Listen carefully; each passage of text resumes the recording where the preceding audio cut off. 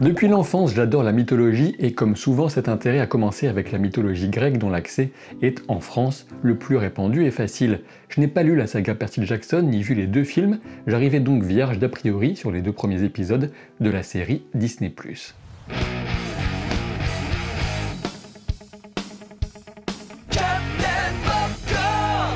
Je vais vous parler de ces épisodes avec spoiler parce que franchement il n'y a quasiment rien à spoiler, tout ce que contiennent ces premiers épisodes se devinent rapidement même sans avoir vu de bande-annonce. De toute évidence, Percy Jackson est une série qui vise avant tout les enfants et jeunes adolescents, et il n'est absolument pas insultant de constater que des productions visent un public jeune, c'est parfaitement normal, et même souhaitable. Par ailleurs, il est vrai que certaines œuvres parviennent à parler à la fois à un public jeune tout en captant l'attention d'un public adulte, que ce soit via différents niveaux de lecture, une poésie particulière ou un humour à plusieurs sens. On peut penser aux meilleurs Pixar et à certains films du studio Ghibli notamment. Avec cette série Percy Jackson, j'ai le sentiment que j'aurais vraiment adhéré au concept dans mon enfance ou encore durant le début d'adolescence, malgré une certaine fadeur visuelle avec des effets parfois limites pour les créatures et des décors qui ne vendent pas franchement du rêve. Ma vision d'adulte de ces 2 premiers épisodes est celle d'une série gentillette avec des acteurs ayant l'âge des personnages des livres, de toute évidence, et des enjeux traités de manière attendue et simple,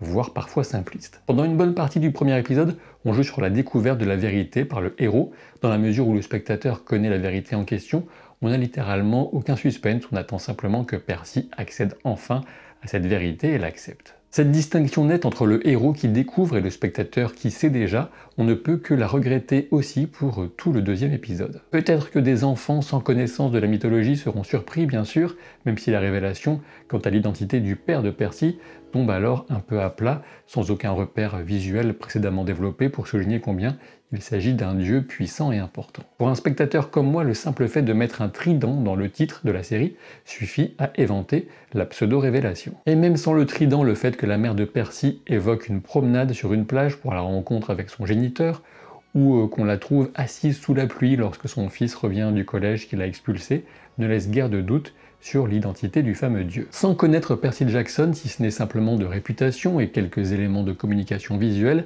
j'avais estimé que c'était sans doute un ersatz d'Harry Potter transposé dans un monde où la mythologie grecque était réelle. Je ne peux que constater que ces 2 premiers épisodes correspondent exactement à mon préjugé, déjà que je ne suis pas vraiment très fan d'Harry Potter dans l'ensemble, ici je me retrouve face à une version au rabais des mêmes ficelles. Un jeune garçon qui ne se sent pas à sa place, un beau-père qui a l'air bien con, on se demande d'ailleurs ce que la mère fout avec lui, du harcèlement traité de façon un petit peu neuneux et sans proposer de véritable solution, une séparation entre les mortels et le groupe spécial auquel appartient le héros, rejoindre un endroit d'entraînement avec des oppositions par maison et par équipe, un petit air de déjà-vu. Au final, on se retrouve avec un Harry Potter blond chez les scouts, avec un supplément baston général avec de vraies armes, mais attention, hein, pas le droit d'estropier les petits camarades, sinon c'est pas bien. Au moins dans Harry Potter, du côté des films, on peut se raccrocher au visuel souvent très abouti et au caractère vraiment merveilleux de nombreuses scènes et rencontres. En revanche ici c'est plutôt Percy chez le vieux campeur,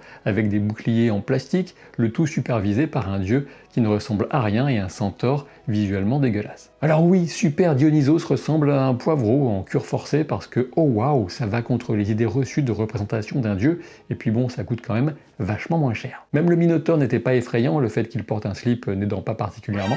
Dans le prolongement, la scène de la pseudo-mort de la mère de Percy est tellement évidente dans le phénomène de disparition magique que le public sait encore une fois d'avance qu'elle pourra être retrouvée. Alors ok, j'imagine, j'espère, que plus tard dans l'histoire il y aura de véritables enjeux, une véritable perte pour que le héros puisse enfin remonter la pente, blablabla, hein.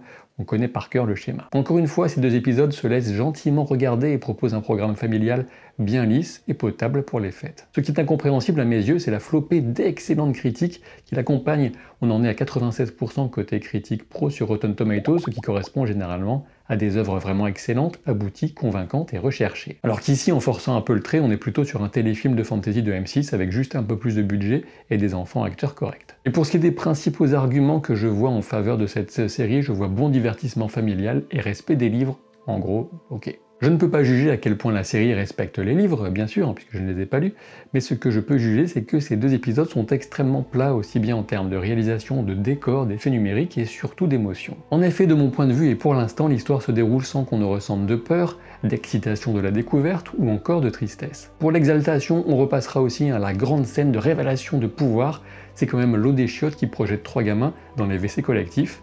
C'est un petit peu chaud. Pour l'instant, ça manque de mystère, d'objets merveilleux intrigants ou originaux, de tensions entre les personnages. Quant à Percy lui-même, il est bien gentil, je n'ai rien contre l'acteur, mais de toute façon, il n'a que peu de substance à interpréter, et quand c'est le cas, lors de la mort supposée de sa mère, on passe directement outre l'expression du chagrin, immédiatement intériorisée. Du côté des a priori associés aux différents dieux grecs, apparemment on reste sur l'idée d'un Hermès plutôt sympa, d'une Athéna calculatrice mais sage, d'un Zeus ombrageux, d'un Arès bébête et violent, ou d'un Hadès très vilain, oulala c'est la mort, c'est pas bien. Bon là aussi, j'ose imaginer que le scénario réserve quelques surprises de ce côté en jouant avec certaines attentes, mais pour le moment, le comportement des sangs mêlés correspond exactement à ces clichés attendus. Là où la série aurait pu un peu se faire plaisir et proposer des choses, avec les capacités de ces demi-dieux en formation, on n'a tout simplement rien. Eh oui, ces enfants de Dieu semblent tous parfaitement normaux, aucune capacité spécifique ne ressort vraiment, avec des pouvoirs qui auraient pu être diversifiés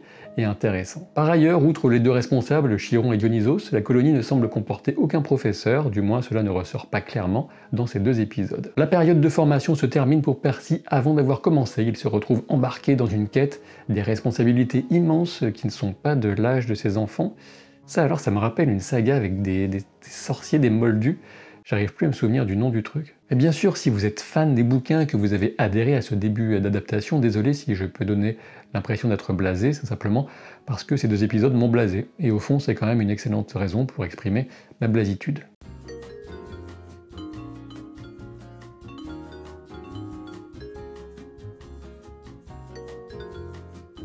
Ceci étant dit, je comprends parfaitement le mécanisme d'attachement émotionnel à une lecture de jeunesse. Je suppose que de mon côté, j'ai juste eu la chance que ce soit Le Seigneur des Anneaux plutôt que Percy Jackson. En résumé, ce début de saison ne m'a guère motivé à poursuivre, même si je comprendrais parfaitement que des enfants ou des jeunes ados accrochent, de même sans doute que quelques adultes nostalgiques des livres ou en quête d'une série refuge dans laquelle leurs émotions ne risqueront rien. Ah oui, si, la dryade, elle n'était pas trop mal faite.